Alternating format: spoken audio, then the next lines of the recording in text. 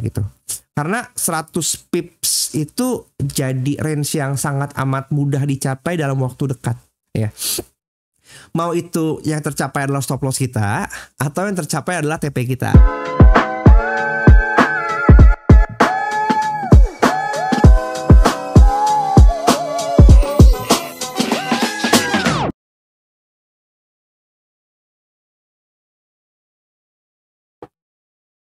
Hai guys, balik sama gue William Sodana dan di video kali ini kita membahas perjalanan XAUSD untuk minggu terakhir di bulan Mei. Oke, jadi buat kalian buat mampir ke channel ini adalah channel di mana gue berbagi pandangan gue untuk arah market seperti apa.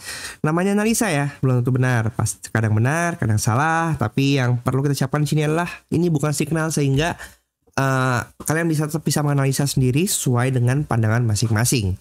Oke, jadi kalau misalnya juga ada orang yang panggil atau japri kalian atas nama gue nawarin sesuatu, probably itu adalah scam karena gue nggak melakukan itu ya. Gak punya waktu guys buat ribet manggil-manggilin kalian, japri-japri kalian satu persatu.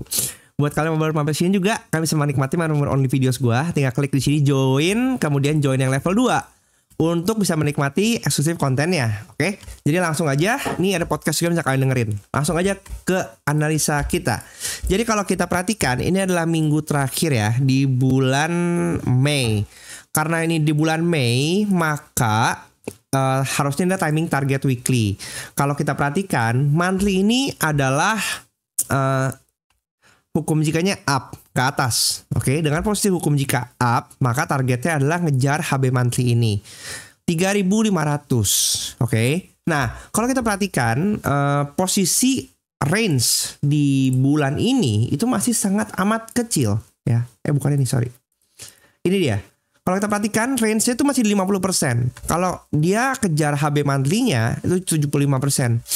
Itu baru 75%. Jadi asumsi gue sih bulan ini kayaknya gold akan berakhir terlalu kecil, yaitu apa masih dalam range di bulan April gitu, which ya nggak apa juga gitu, bagian dari konsolidasi ya. Karena kalau kita perhatikan di month itu 1, 2, 3 nge-rally terus gitu. Jadi kalau misalnya terjadi base di monthly ya sangat wajar aja.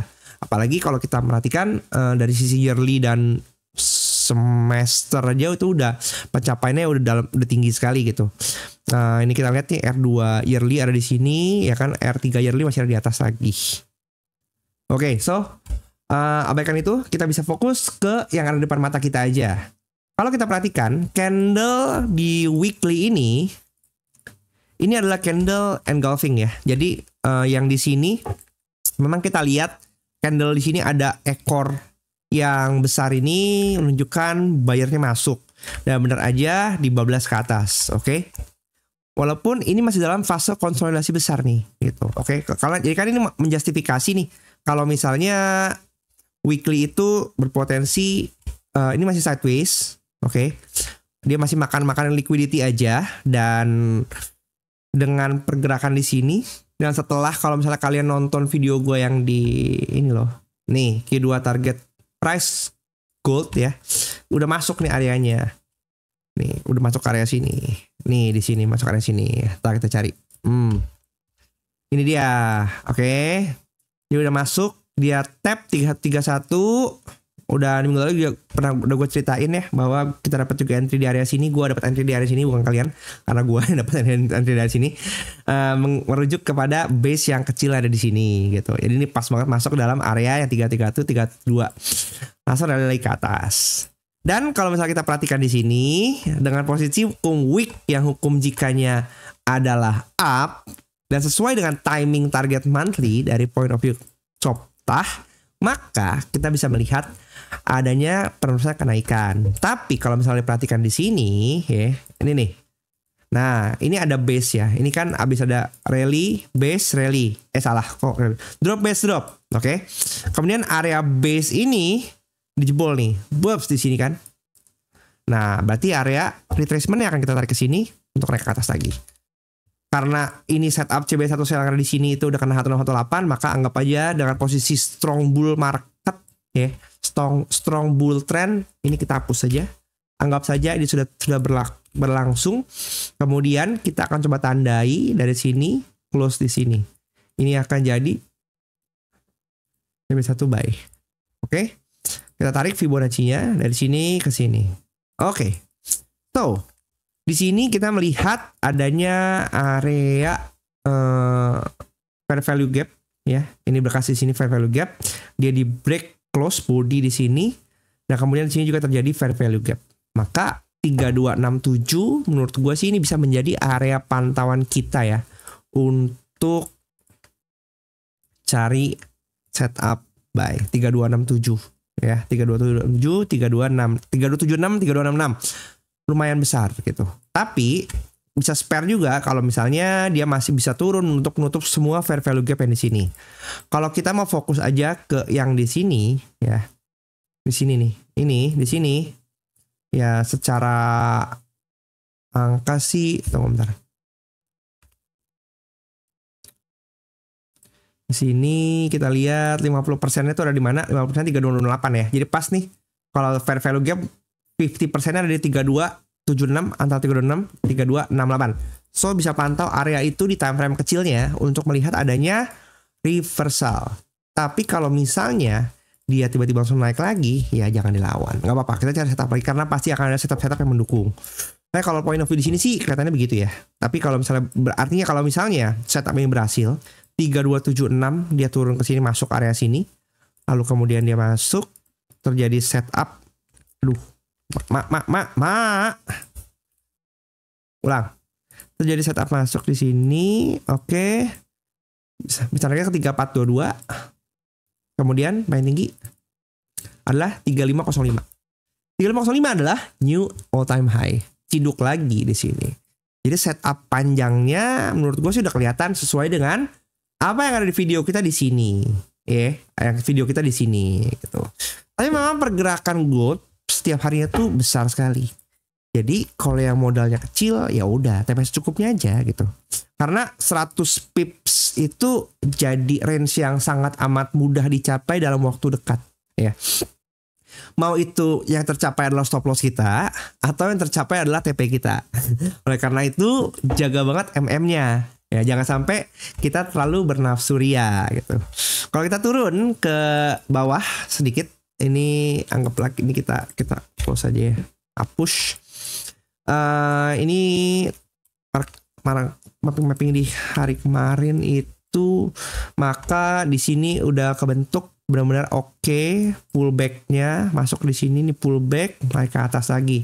Oke, nah di sini masih ada area-area base nih kencang nih yang cukup bisa mendorong harga jatuh ya. Ini kan order block bearish supply, dia masuk ke sini nih. Makanya pas banget dia masuk ke sini, dia terjadi rejection. Tapi kalau kita turun lagi ke area H1-nya, ya angka ini sebenarnya bisa kenaikan, masih bisa dikejar ya ke atas ya. Ini ya nih. Ini tuh, nah ini ada sell side liquidity, buy side liquidity yang dia akan masih bisa untuk ke arah sini nih kalau mau dia sampai deket banget ya. Nah di sini tunggu pakai price aja 3396. Oleh karena itu area pantauannya ya sampai segitu sih menurut gue ya. Siapa tahu seperti biasa new week opening gap itu suka lompatnya nggak punya otak gitu ya, 100 pip 200 pip langsung dilompat ya. Bisa jadi pagi-pagi ini retrace untuk ngejar ke sini dulu gitu. Jadi ngambil HB-nya karena posisi daily kan kuat strong nih ya. Daily kan posisinya bullish. Jadi kalau misalnya dia memutuskan untuk mengerjakan HB daily-nya dulu ya valid aja kayak gitu, sehingga tugas daily-nya selesai. Kemudian bisa bantu weekly, artinya dia akan ngejar busur bawah gitu. Kalau kita balik lagi ke arah sini, pivot weekly kita itu ada di 3.300. Jadi lumayan jauh ya, sekitar 500 pip ya dari area saat ini gitu. Sedangkan kalau kita perhatikan ini area 3276 dan 3265 itu agak di bawah banget, masih jauh banget. Jadi kalau misalnya dikocok ke bawah lagi, jaga-jaga guys gitu. Jangan langsung FOMO buy tiba-tiba aja. Ya, ini besar banget nih. Ini dari harga sekarang 3357 ke 3274 itu sekitar 800 pip ke bawah. Kalau modalnya kecil ya tidak kuat bosku. Nanti keburu modar. Oke, balik lagi ke sini. 8 cap. Jadi kalau area pantauan ada di situ. Jadi ini ada area supply yang bisa kita pantau, dan kalaupun misalnya terjadi setup sell di area sini, ya bisa kita pantau. Kalau begini sih gua ngeliatnya mungkin area 329 ya, yang kejar di H4 ya. Tapi memang terlalu jauh sih. Tapi bisa aja, bukan tidak mungkin, pasti mungkin, bisa aja gitu. Apalagi kalau perhatikan di H1-nya ini tuh pergerakan sini. Maka paling dekat lah ya, paling dekat di area sini lah. Nih, area yang ini nih. 3336 ini bisa menjadi area. Jadi kalau misalnya ini kan base atau kayak base ya. Rally tidak kuat, dia ngucuk lagi bisa, apakah, maka itu tunggu Senin, apakah ini di 12 ke atas dulu. Kalau misalnya ini nggak di 12 ke atas, maka dia akan coba untuk retest area sell liquidity-nya. Area pantulannya akan di sini dulu, di sini dulu, oke. 3333, tadi akan naik lagi, turun lagi ke bawah lagi gitu. Hopefully perjalanan seperti itu supaya bisa masuk ke area buy kita yang diskon ya. Tetap dia sih masih bullish. Jadi kalau menurut gua setiap koreksi penurunan yang terjadi itu adalah momen kita untuk mencari buy. Jadi jangan sellnya ditahan panjang, karena daily aja udah kebentuk setup TB1 buy di sini. Ya, TB1 buy di sini. Dengan range besar, ya lebih baik kalian jaga-jaga cari area buy yang oke aja. Kalau buat gua mungkin sekitar sini. Jadi setelah ini kan last pullback, ini low valid. Kita belum ketemu high validnya di sini. Ini low valid. Kalau dari bawah nih, low, high, trap. Ini jadi inducement, naik lagi ke atas. Oke, dari sini minimal dia kejar ke area bawahnya. Belum diambil kan? Baru diambil. Tunggu bentar. Ini high kita 3365. Oh ini high-nya udah valid. Berarti bisa nih kita kalau mau cari intraday kita ada di sini. Nah, kemana? Di sini 3312. Nih 3305 lah. Menurut gue itu bisa jadi area buy kita yang paling dekat. Setelah ini di 12 semua, cari area diskon di sini. 3305 batas invalidasinya 379. Tapi tanggung karena area buy kita ada di sini sebenarnya. Bisa jadi. Ya, oke.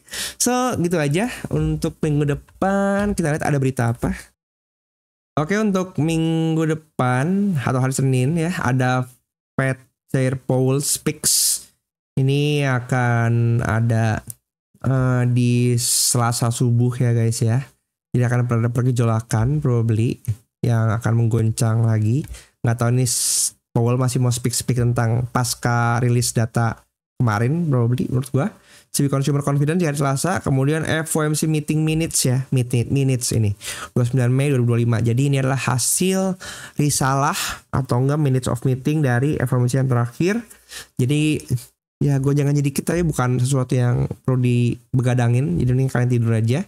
GDP QOQ, GDP US, National Jobless Claim hari biasa setiap hari Kamis normal, kemudian PCE yang di-expect dia akan naik ya. Oke, jadi segitu aja buat kalian yang pengen coba untuk pakai ZFX, ya silakan klik di atas ya. Itu udah tersedia untuk MetaTrader 5-nya. Oleh karena itu buat kalian yang suka menggunakan MetaTrader 5 bisa open, klik link yang ada di video description gua. Kemudian japri gua untuk request MT5-nya. Jangan lupa di subscribe dan tulis juga pandangan kalian untuk gold minggu depan akan seperti apa. See you di next video. Bye bye.